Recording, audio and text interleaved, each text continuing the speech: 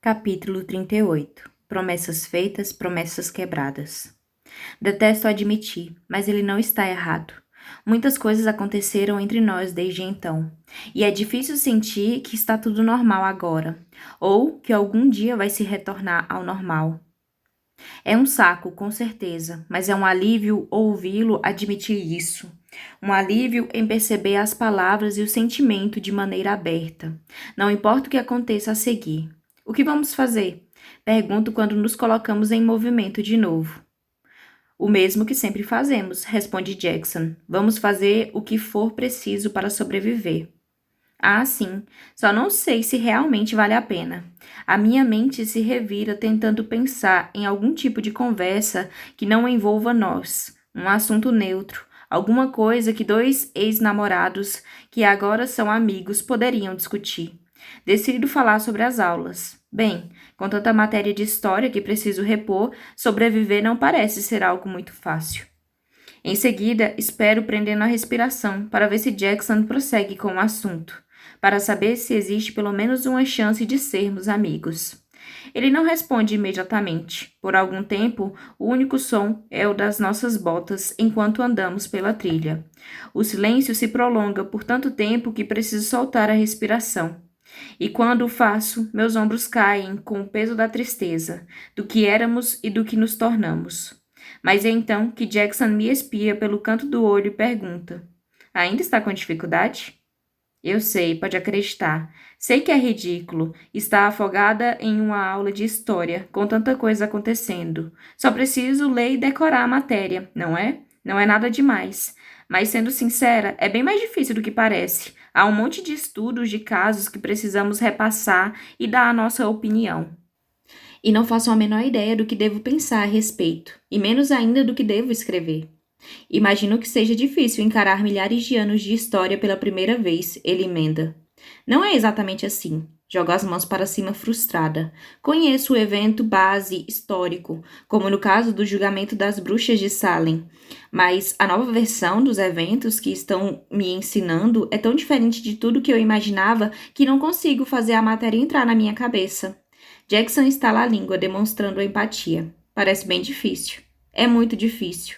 Descobrir que aquilo que eu considerava como fatos históricos são apenas a opinião de um dos lados envolvidos. Faço um gesto como se a minha cabeça explodisse. É pior do que a minha aula de física do voo, e essa por si só já é um desastre de proporções épicas. Sabe de uma coisa, Gracie? Jackson me olha de lado.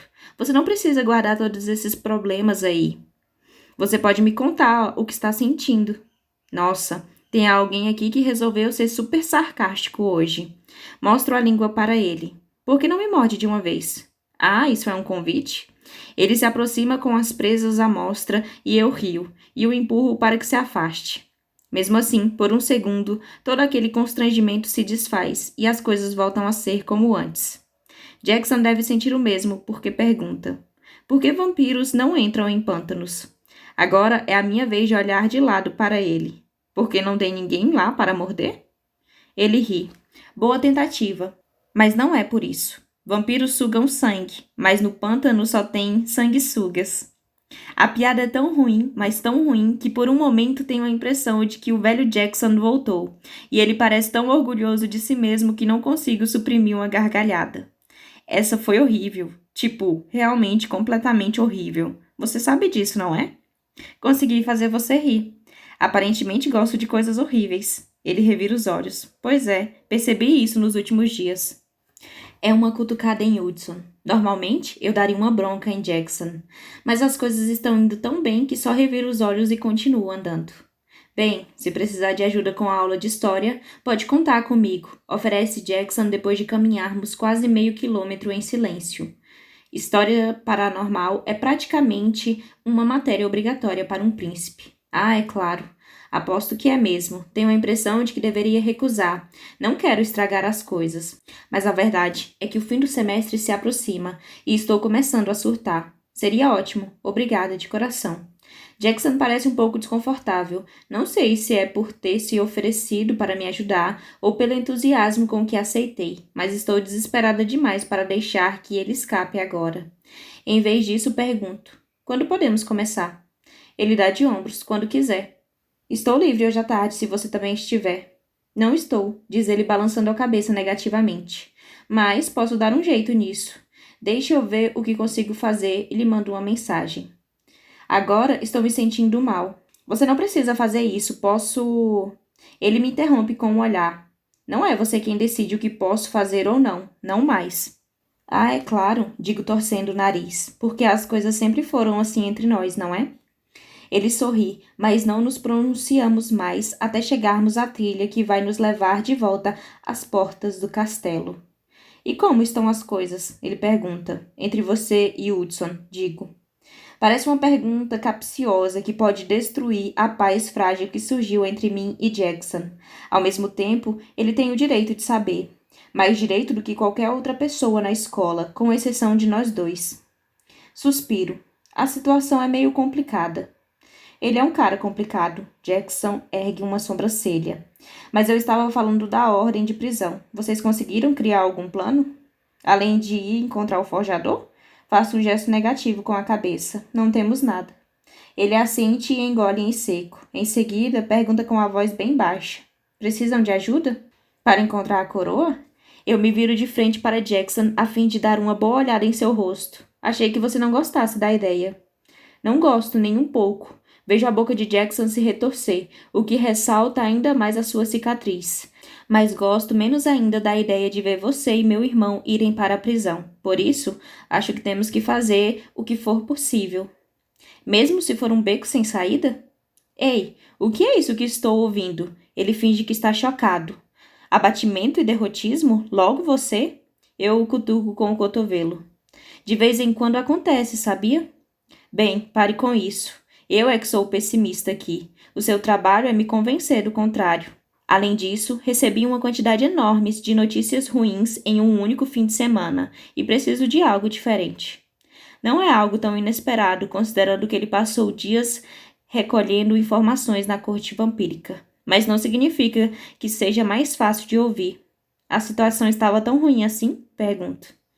Não estava nada boa, responde ele, sério. Cyrus está cobrando todos os favores que tem a receber e fica irritado se esses pedidos não são atendidos no instante em que ele os cobra. O círculo está dizimado. As bruxas e os dragões se alinharam contra os vampiros e os lobos. Eu achava que as coisas sempre tinham sido assim. As tensões já estavam bem exacerbadas quando eles vieram até aqui para o torneio e o desafio do Ludares. Simplesmente presumi que era o estado normal das relações. Até certo ponto, sim.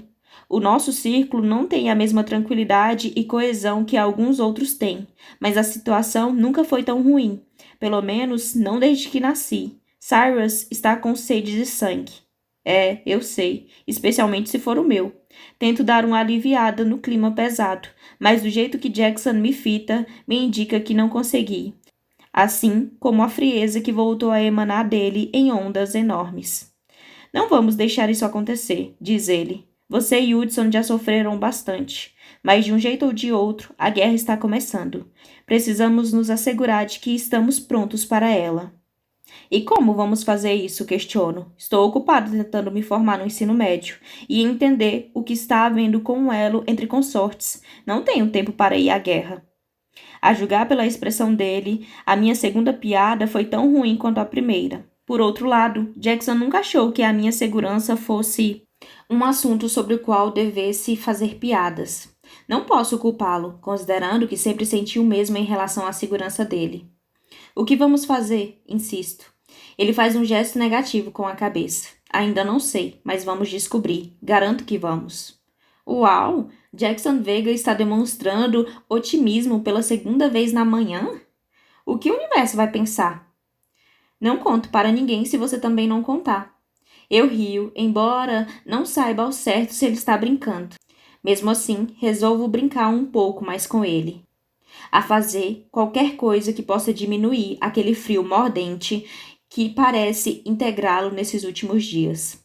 Mas paro ao perceber que estamos diante dos degraus do castelo. Ele começa a subir, mas coloco a mão em seu ombro para que pare. Obrigada, sussurro. Por quê? Ele me olha com uma expressão desconfiada. Por tudo, completo, sem conseguir elaborar mais. quando eu sinto a garganta se fechar um pouco. A tristeza pelo que perdemos se mistura à esperança pela oportunidade de reconquistar nossa amizade. Impulsivamente, eu o abraço de novo, e desta vez puxo o seu rosto para baixo até que nossas bochechas geladas se encostem. No começo ele resiste, mas não quero saber. Estou com saudade de você. Sussurro para ele enquanto o seguro junto de mim por mais alguns segundos. Não há nenhum duplo sentido nessas palavras e sei que ele entende. A última coisa que quero é iludir Jackson, mas ele merece saber que sua amizade significa tanto para mim quanto o elo entre consortes. Seus braços se apertam ao redor do meu corpo, mas ele não retribui as palavras, não diz nada, inclusive. Mas Jackson me abraça por vários segundos antes de deixar que eu me afaste. Considero isso uma vitória, pelo menos até me deparar com uma expressão vazia em seu rosto e perceber que qualquer coisa que eu imaginava ter conquistado nessa caminhada foi completamente apagada. É frustrante, enfurecedor, e sinto vontade de gritar com ele, de perguntar por que está fazendo isso, por que está me tratando desse jeito, sem que eu tenha feito nada que justifique a atitude. Mas ele já desapareceu. Está tão longe de mim que percebo que nenhuma palavra minha importa. Não vou conseguir fazê-lo me ouvir. Assim, em vez de me humilhar ainda mais, abro o sorriso de despedida e aceno do mesmo jeito que fiz no gazebo, minutos atrás. Em seguida, subo as escadas, argumentando comigo mesma que já tenho muitas coisas para fazer, sem precisar me preocupar com o que se passa na cabeça de um garoto que deixou bem claro que só me quer se for no esquema tudo ou nada, e o nada foi a opção vencedora. Mas no instante em que abro a porta principal da academia Catmere, percebo que temos um problema maior do que os acontecimentos entre mim e Jackson.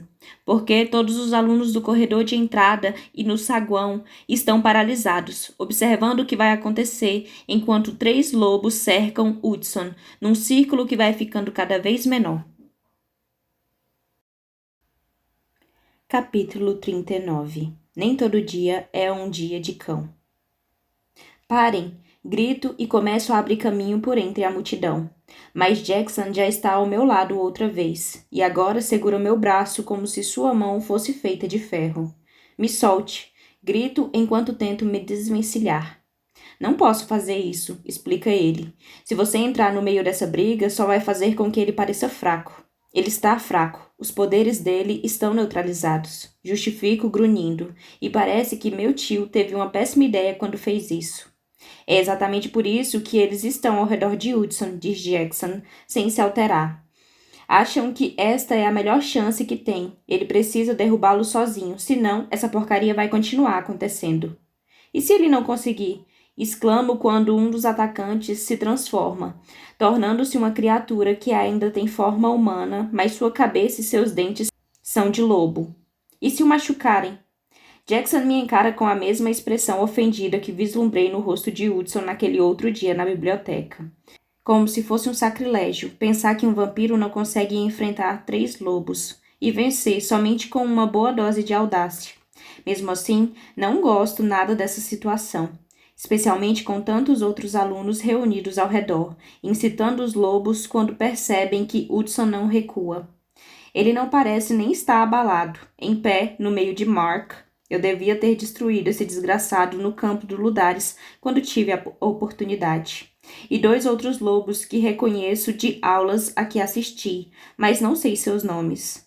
Não, Hudson parece se divertir. A situação até parece ser engraçada, se não estivesse irritando tanto os lobos. E se parecesse mesmo que só um pouco que Hudson os leva a sério. Mas aparentemente, isso está longe de acontecer, em particular quando os 3 estão ao alcance dos braços de Hudson agora. Reúno toda a minha concentração para fazer com que ele dê um fim nisso ou que simplesmente vá embora, mas ele continua onde está. Penso em tentar me comunicar com ele pelo elo entre consortes, em vez de dizer que estou aqui, mas fico com receio de que isso possa distraí-lo. Definitivamente não quero dar motivos para que os lobos parem de brincar com ele e pulem em seu pescoço. Mas isso não significa que me sinto bem em ficar a essa distância caso ele precise da minha ajuda. Você já pode me soltar, avisou a Jackson com discrição. Não vou tentar entrar na briga. Jackson hesita, mas deve decidir que estou falando sério, porque a pressão ao redor do meu braço afrouxa bastante. Mesmo que o por enquanto não verbalizado paire no ar entre nós. Não vou interferir. Sentindo que o toque de Jackson é mais apoiador do que restritivo, começo a passar por entre a multidão, que vai crescendo cada vez mais, até que estou quase na primeira fileira. Mas quando vou dar o primeiro passo, com Jackson logo atrás de mim, o grupo de lobisomens que está na frente deliberadamente bloqueia o meu caminho. E assim, Jackson e eu estamos definitivamente impedidos de chegar até a primeira fileira desse espetáculo. A menos que nossa intenção seja começar nossa própria briga. Não se incomode com isso, ele sussurra para mim, no mesmo instante em que o rapaz com cabeça de lobo se aproxima de Hudson e tenta mordê-lo, com as presas passando a poucos centímetros da cara do meu consorte. Engulo um grito esganiçado quando Hudson se esquiva e levanta uma sobrancelha irônica perguntando: Não está achando que vou ficar impressionado com isso, não é?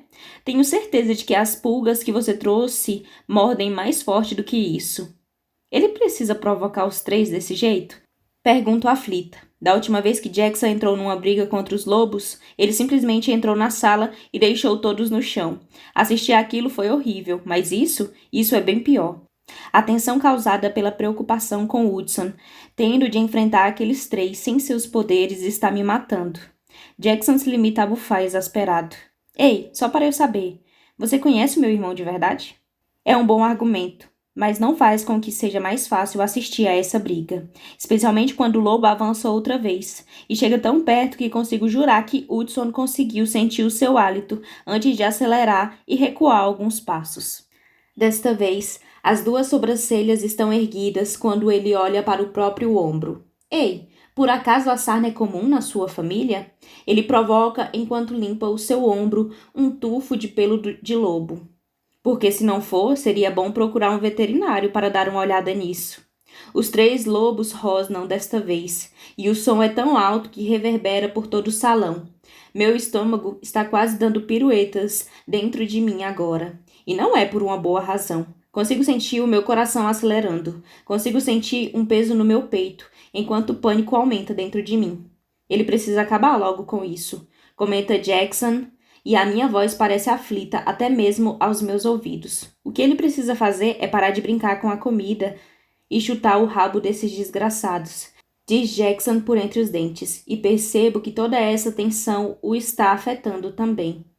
Talvez ele não esteja conseguindo. Sussurro enquanto Hudson se esquiva de outro ataque, ainda sem desferir um contragolpe. Talvez ele precise dos seus poderes para... Achei que você confiasse mais no seu consorte, Grace. A voz de Mikai me assusta, vindo logo atrás do meu ombro. Não é que eu não confie, respondo sem me virar. Estou aterrorizada com a possibilidade de que Hudson seja feito em pedaços bem diante de mim se eu piscar. Não confio nesses lobos. Eles não têm honra nenhuma, especialmente em combate. Tem razão, concorda Mikai, aproximando-se até estar ao meu lado, enquanto Luca e Flint se aproximam e param atrás de mim. Não sei se estão tentando me proteger ou se estão se posicionando para intervir caso Hudson precise de ajuda. De qualquer maneira, fico feliz pela presença deles, mesmo que seus corpos enormes ocupem todo o espaço à minha volta. Hudson vai dar conta disso, Grace. Flint murmura junto do meu ouvido. Engulo um grito quando o cabeça de lobo avança outra vez. Hudson, por sua vez, não parece nem tomar conhecimento do ataque. Ele simplesmente olha para as pessoas reunidas ali e pergunta: Por que nunca temos um jornal quando precisamos? E faz um gesto como se estivesse dando um tabefe no focinho do lobo. Que cãozinho malcriado. Metade das pessoas que estão assistindo a confrontação soltam um gemido surpreso, enquanto a outra metade, incluindo todos os meus amigos, começam a rir. Até mesmo Jackson solta uma risadinha, antes de Hudson continuar, com a voz mais britânica possível.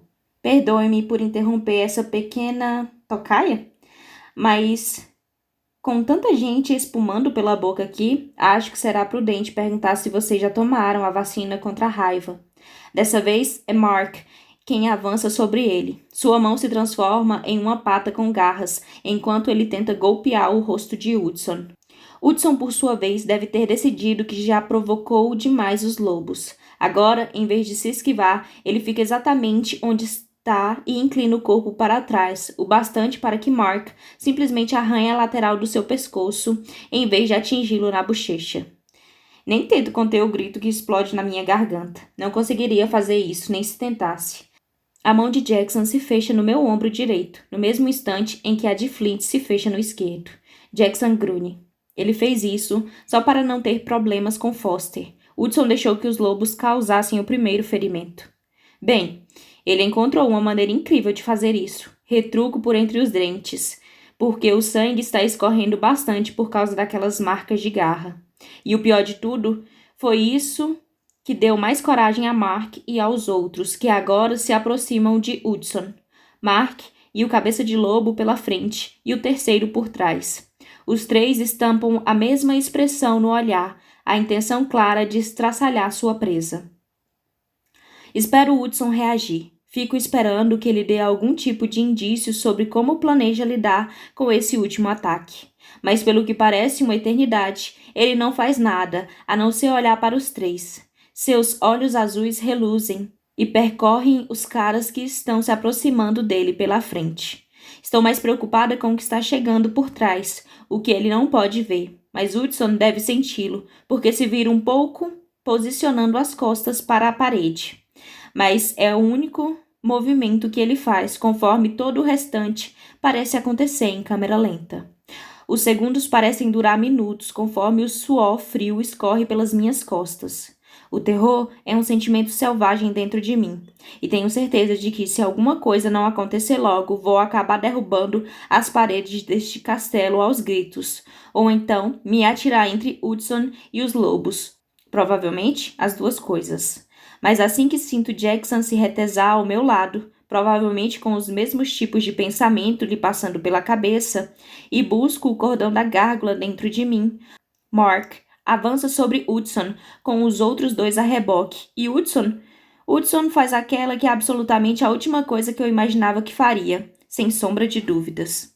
Ele segura Mark pelos ombros e o levanta do chão. Mas em vez de jogá-lo para longe e de se defrontar com a próxima ameaça, Hudson não o solta. Em vez disso, puxa os braços de Mark para cima e para o lado, sem soltá-lo. E depois usa o corpo do lobo enraivecido como se fosse um bastão de beisebol tentando atingir o cabeça de lobo como se ele fosse a bola. E aparentemente, Hudson é um ótimo rebatedor no beisebol, porque o cabeça de lobo sai voando com um impacto, literalmente, como uma bola rebatida para fora do estádio, num home run. Ele é jogado de um lado para o outro do saguão, saindo pelas portas ainda abertas. Logo depois, em vez de soltar Mark, como a maioria dos jogadores fazem quando estão com o bastão, ele continua girando até que o corpo de Mark se choca violentamente contra a parede de pedra e as leis da física entram em ação. Um gemido coletivo ecoa entre o grupo de pessoas, conforme os sons de ossos e pedra se quebrando preenchem a sala. Hudson larga o oponente com braços, pernas e costelas quebradas no chão, antes de girar sobre os calcanhares a fim de encarar a próxima ameaça.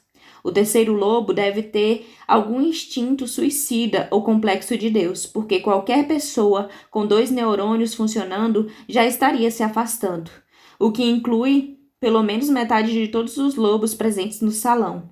Não sei se esse garoto está mais preocupado em passar vergonha ou em levar uma surra da sua alcateia mais tarde.